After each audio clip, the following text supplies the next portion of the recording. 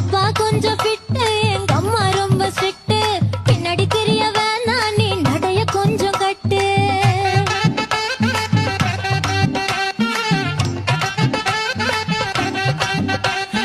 வண்டி மாட பூட்டி அந்த வாய்க்கா ஓர ஓட்டி ஊரை சுத்தி காட்டி உன்னை கூட்டின்னு போறேன் ஸ்வீட்டி. நான் ரொம்ப கோபக்காரி, நீ சுத்துற ஒரு மாதிரி. ஆடிக்கார ஏறி நான் போக போறேன் சாரி. ஓ அப்படியா?